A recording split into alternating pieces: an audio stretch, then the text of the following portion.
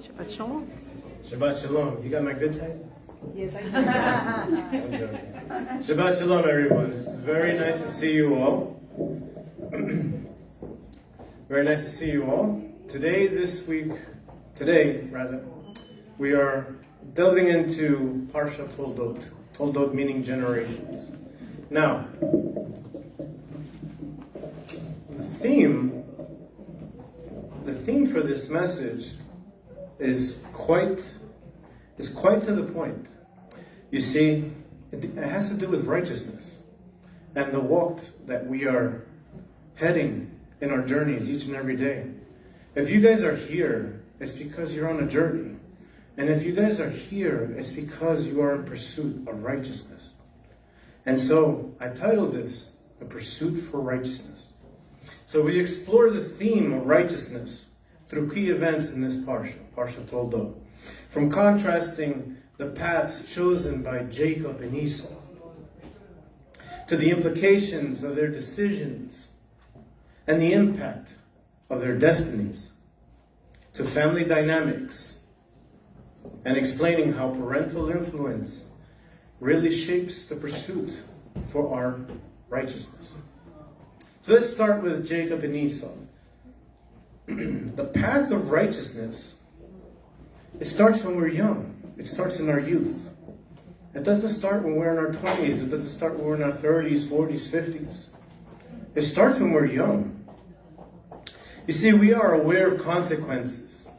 The impact of our choices in our lives happen when we are coming of age. Usually this is around the time of a bar mitzvah, bat mitzvah age, when we come to understand, really, when we become that next step to becoming a man, to becoming a woman, to becoming a righteous man, a righteous woman. Bar, bat mitzvah, the son of the commandment, the daughter of the commandment.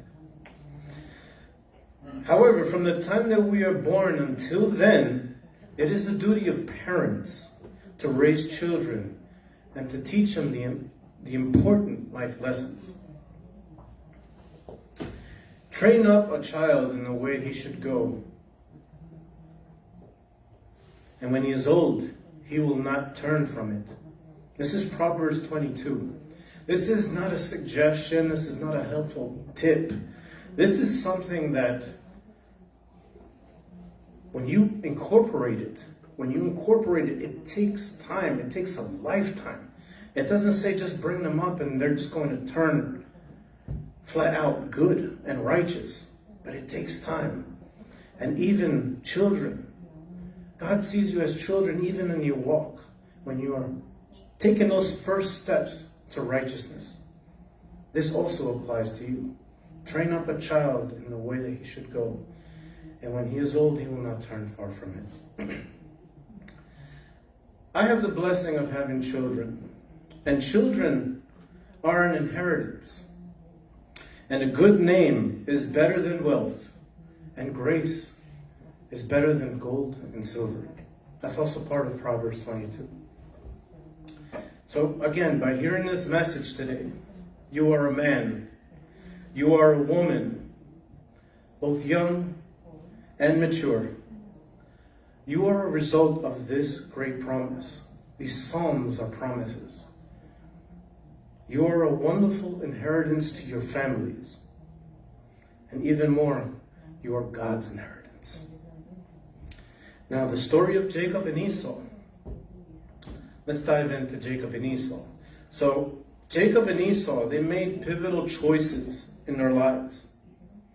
Jacob valuing the birthright more than his brother Esau. He chose the path of patience and long-term gain, while Esau focused on immediate gratification and traded his birthright. He traded his birthright rather impulsively. You see, these choices, they significantly changed and they shaped Jacob and Esau's characters and their destinies. And Jacob's patience and the willingness to value long-term promises led to his role as a key figure, as a patriarch of Israel. Esau's impulsive decisions, on the other hand, influenced his future and his relationships, and it even impacted his role within the family. He brought great distress to his mother and father, Isaac and Rebekah. How many of us are like this in this day and age? This Parsha, especially Jacob and Esau, we see we are either in a journey where we are living impulsively, that we are living according to the way we want to do things, or we can be led by the Spirit. We can be led by God. And so we see these two choices, and they are in display. They're in display in this world today, even in our families, even in our jobs, even in our close friends. They are either living their lives without a care in the world for their future, for their families, for God, for establishing a legacy. And then there are others who are in pursuit of righteousness, who take hold and to take the promises that God has given to us and hold on to that long-term promise. The choices of Jacob and Esau offer profound lessons on ethical decision-making. And Jacob's approach teaches us the importance of patience. You know, when he wanted to marry, he fell in love with Rachel, with Rachel. He fell in love with her. He waited 14 years to marry her. And you all know the story that Laban offered Leah first instead of Rachel. But that was a test. That was a test in the pursuit for righteousness that Jacob was going through.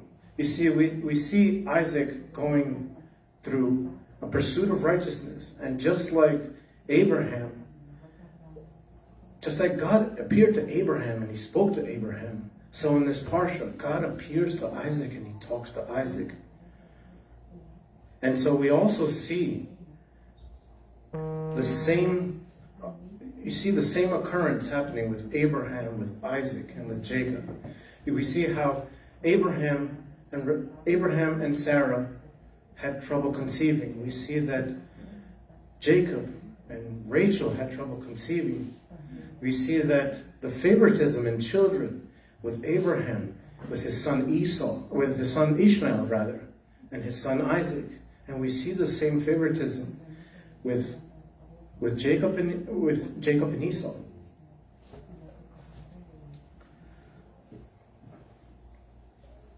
Esau's story serves as a cautionary tale. It highlights the potential repercussions of impulsive decision-making and the importance of the implications of our actions. Now, understanding all these things, we have to delve even deeper into family dynamics. See, family dynamics is essential for understanding the complexities of Parashah Toldot. I didn't want to really talk too much about families because there really isn't a perfect family. And, every family has, you can make a story out of family problems, and I don't really want to go into that. And I also don't want to have this kind of sound like a family court, but I want to dive in deep because the things that happened before us, before the generation before us, they tend to repeat.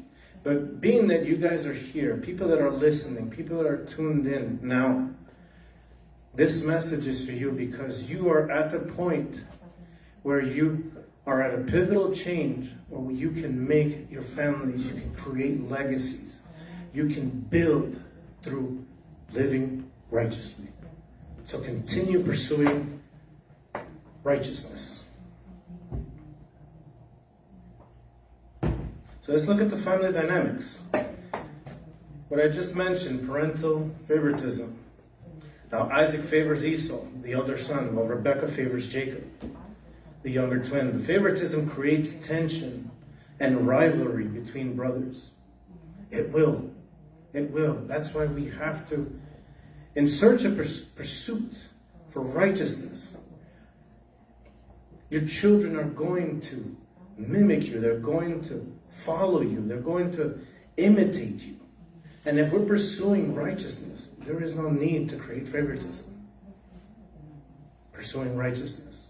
And so, pursuing righteousness, so your children will pursue the same way. And your future generations. Because you owe that, that's your legacy to your families. So with the favoritism, this creates sibling rivalry. And sibling rivalry between Jacob and Esau. This is the central theme. Esau feels betrayed when Jacob gains a birthright and blessing, leading to a strained relationship and the desire for revenge. Sibling rivalry is real, and to some extent, it could even lead to hateful revenge. So that is the quite opposite when we're not following righteousness, we're not pursuing to be righteous, when we're pursuing the things of God, when we're pursuing to honor the mitzvot, when we're pursuing to honor your mother and father, to keep the commandments, there is no need for desire of revenge. There's no need for rivalry. There's no need for favoritism.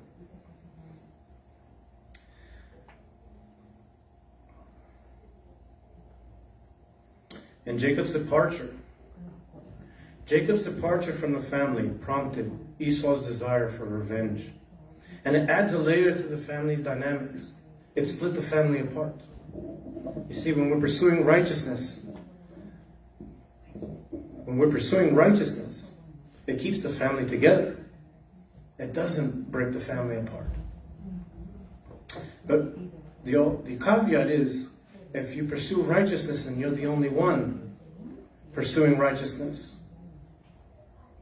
this becomes a departure. You depart the family, like Jacob had departed. But you are called by God. You are called by God in that pursuit for righteousness. And that righteousness, which I'm going to mention soon, that righteousness, God will elevate you to new heights. The pursuit of righteousness. Now, we understand that the dynamics of our patriarchs, we understand that whether we set on our own paths or whether we choose to pursue righteousness, however you want to see it, either way, either path that you pick, you will run across adversity. You're going to run through opposition, through adversity. You're going to run through people who don't agree with you. You're going to run into people who don't like what you're saying, like what you're doing. They're not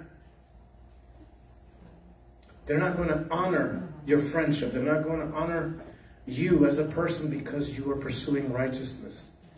And when you're doing something that is right, especially for the things of God, you are going in one direction while everyone who's taken the wide gate is going in through the other direction. It's a hard journey. It's a hard walk. And I'm very, very glad that I'm not alone in this, because I see many people here who are in the same walk. Keep pursuing for righteousness. It never stops. It never stops. So adversity is in the pursuit of righteousness. This refers to the challenges and the difficulties that we will face striving to do what's morally and ethically and spiritually correct. It implies that the path of righteousness is not always smooth. It's not always smooth sailing. You will encounter obstacles, resistance, and hardships along the way. But why? Why must we go through this? There's a reason for this. You know, a lot of the times, and myself included, I hate complaining, but sometimes it's just too much to bear. And you have to say why.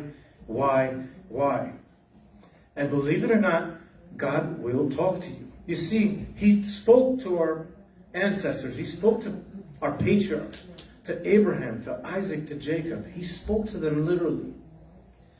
And the same way that he speaks to them, that he spoke to them, he speaks to us. And he will be found in the Torah. He will be found in your Bibles. Wherever you need guidance, whenever you need to be lifted up, whenever you need that head to be lifted, whenever you need guidance, whenever you need a piece of advice, open the Bible, open the Torah, open the Tanakh, and watch how God answers you. But you have to do it, and this is the pursuit of righteousness. You have to pick up that book. All the answers will be in there. All the answers are in there. Spiritual growth through challenges, which is the first one.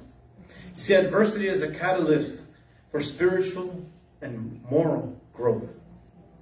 Facing and overcoming challenges in the pursuit of righteousness leads to a deeper understanding of values and a stronger commitment to God. The next is setbacks. How many of us have experienced setbacks, even while trying to do the right thing? See, adversity in the pursuit of righteousness involves overcoming setbacks and persevering through challenges. This is why I said reading the book is important. Because God speaks through us, through the Torah. God speaks through us, through the prophets. God speaks through us, through the words of Yeshua. The resilience. All of you have it. This resilience is crucial to stay true to the principles of God, to the precepts, to the mitzvot, despite any difficulties. You see, I cannot think of another example of perseverance than our spiritual homeland of Israel. Now, without getting political or without getting deep into any of what's happening out there, I have to mention that Israel, as a nation, as a people, and as Hashem's inheritance, their way for living, their way for standing for Torah, for their Jewish identity, is a pursuit for righteousness. In the Holocaust, when it happened, more than, I don't know how many years ago, 50, 70 years, everyone vowed, never again. And so, never again, on this year of 2023, they are pursuing righteousness. They are pursuing to keep the faith, the hope, the people, the land that God gave to them alive. That is the pursuit of righteousness. And even though they are facing opposition, and they are facing opposition, whether from the enemy, from the media, whatever it is, you're pursuing righteousness, you will face opposition. But God is with you. Wherever you go, whomever you come across, God will be your peace. He will be your shalom in the pursuit for righteousness. Social opposition. I was talking to you before about friends and family. Social and cultural oppositions. Now, pursuing righteousness goes against the social norms. You know, your friends might not like what you're going to pursue righteousness. You're going to pursue the things of God. Your friends, probably even family. And adversity can manifest when you face opposition and criticism for your commitment towards God. I'd like to share an example, a personal example of mine. And I had mentioned this in the past, and I'll mention it again. I had the privilege of meeting a musician. He's a very famous musician. His name is Bono, from the band U2. And they've been around for many, many years, and they have great, great music. And I just so happened to run into him on the streets of New York, here in the city. And I had dropped everything. This was more than 20 years ago, and I had a flip phone. I couldn't take a picture or selfie or anything like that. So I did what kids from like the 80s and 70s and 90s even would do. Hey, can I get your autograph? So I was starstruck by seeing him. And at that time, I was in a band and I played music. And I sort of wanted to get his advice. I'm like, hey, Bono, Do you have any advice for an up-and-coming musician? I would really like to play music, and I would love to do it for a living. And what he said I kept it with me, and it makes complete sense. And I didn't really like it, and I didn't understand it at the time he told me. See, he said, the greatest artists, or in this case, the greatest people, they are either running towards God or running away towards God. Those are the greatest people. And if we see, you turn on the TV, whether you turn on religious TV, whether you turn on TikTok or whatever, you see these famous people. They are either going to the extreme opposite of what the things of God and what God wants for us, or the other person, or the other people who are pursuing God, who are pursuing righteousness, and who are spreading the word, who are spreading the Bezorat, the good news. So, to put it into simple terms, you're either running towards God or you're running away towards God. There's no in between. And if there's something, if you find yourself in between, you should know what Yeshua says about being lukewarm. It's going to spit you out. You're either running towards the things of God or you're running away from the things of God. Live righteously for God, for He will guide you and He will make your path straight. You see, to make your path straight, He will make sure that you stay on that path, even if you so happen to trip, even if you so happen to lose your focus. He will set His angels to guard over you. And I'd like to end with this promise. Because on the pursuit for righteousness, because on that walk that all of you are heading, and it's a hard walk, and you guys are here, and this is part of the walk, the instruction, the rest that we are experiencing, because all of us deserve that rest.